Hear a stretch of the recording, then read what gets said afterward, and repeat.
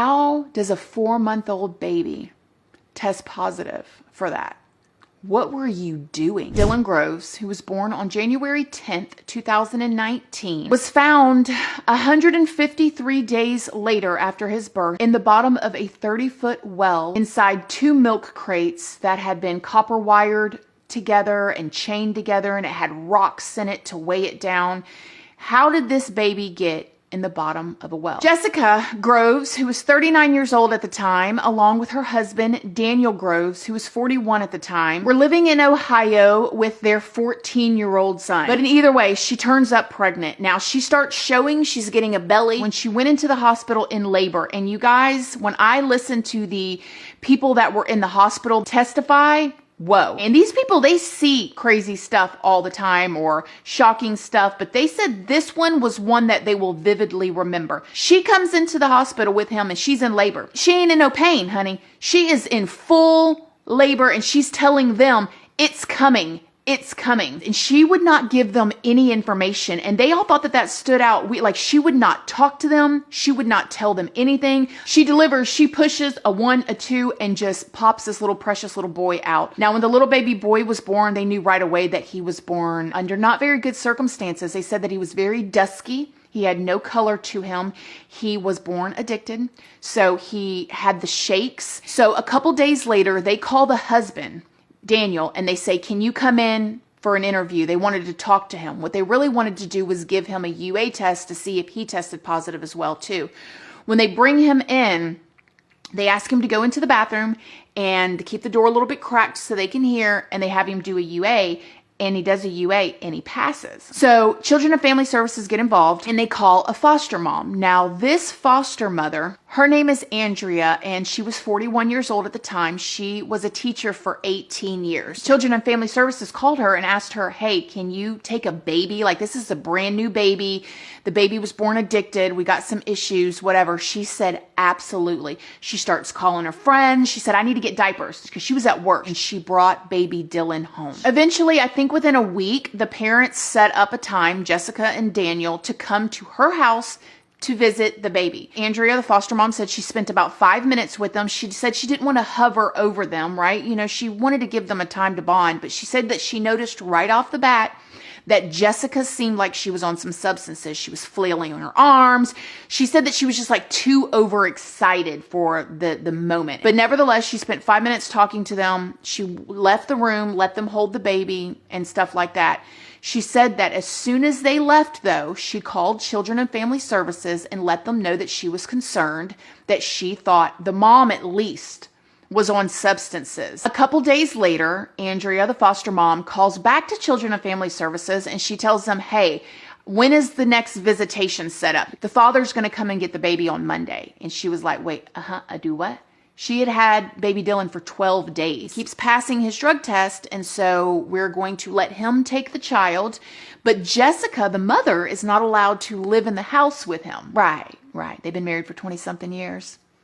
Baby Dylan was born January 10th, right? Spends 5 days in the hospital, goes home with the foster mom. 12 days later, goes home with his father. The stipulations for baby Dylan to go home was, of course, the father had to continue to pass drug tests, right? The mother was going to have to go to parenting classes and drugs counseling and all of this stuff. And they would have to check in with the baby. Like, they didn't just release the baby and say it was nothing, but nevertheless, they still gave the baby back to the family. By May 3rd, the family had completely vanished as far as Children and Family Services are concerned.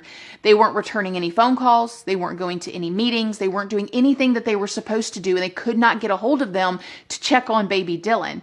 So at this point, Children and Family Services asked the cops to intervene. They're like, we're concerned about this baby. The cops are going there, knocking on the door. Nobody's answering. They cannot get a hold of anybody either. After the baby had been completely missing and the whole family had vanished for 3 weeks at this point, the parents were spotted on 4-wheelers in this like wooded area over by their home. The cops saw them, but they disappeared with their 4-wheelers and the cops could not find them. The cops couldn't get their cars in certain areas and the family disappeared. So they knew that they were still in town or around. So on June 10th, the cops were able to obtain a search warrant to bust up in a house. Boom! Kick in the dough. and try to look for where baby Dylan is. When they busted into the house, they found Jessica, who was not supposed to be there, and they arrested her immediately. However, Daniel, the father or the husband, barricaded himself in the house, and there was a 6-hour standoff to get him up out that house. 6 hours, y'all. Finally, they were able to arrest him too, and they bring them both into jail. Now, at this point, neither one of them are talking. They don't want to talk, and the cops are like, listen, I'm just trying to help you.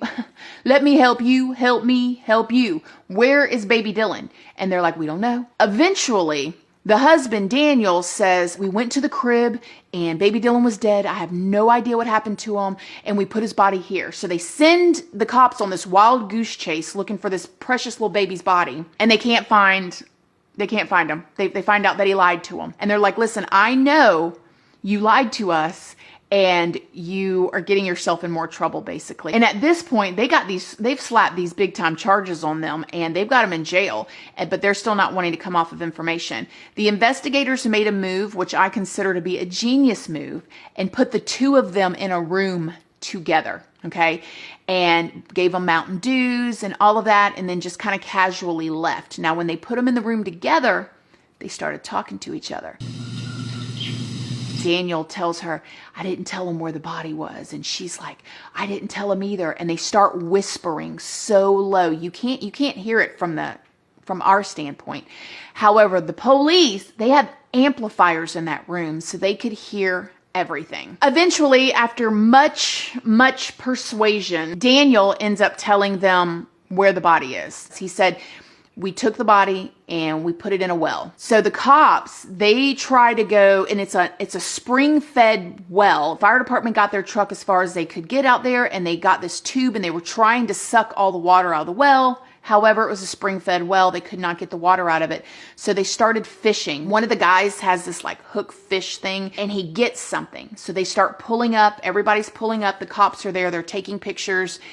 And when they pull it up, it's this crate, and it's 2 milk crates that are chained together and copper wired together, and they pull it out of the water. And at this point, the fire department people, they still don't even know what it is. And within minutes, the smell of rotting flesh. When they find the baby's body, and the baby had an autopsy, y'all, this little precious baby, 4-month-old baby, had skull fractures, broken ribs, broken legs, broken arms, and drugs in its system.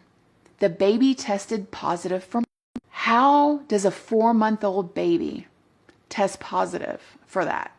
What were you doing? They go to trial. Now, the reason why they say they go to trial is because the father, Daniel, wants to be the victim and say that his wife did everything, he don't know, and she's going in to take the blame. They call in the 14-year-old, who was 15 at this time. Come to find out, this baby testifies that his dad had him peeing in cups for him. He also testified that he saw his little brother one time with like a black eye and a busted head, and he asked his mom, like, what happened to my little brother Dylan? The husband testifies, and he testifies that he saw her hitting the baby in the head. And then when she gets up there to testify, you guys, when I tell you, I have never felt so enraged watching somebody testify. This woman literally got up there and victimized herself. Tell the jury about the day you wrapped that baby in plastic. Tell them what happened. I don't quite remember it all. You don't remember that either. I know it happened. I remember bits and pieces, but no, I don't remember. You don't remember this chain, those 6 layers of plastic and duct tape?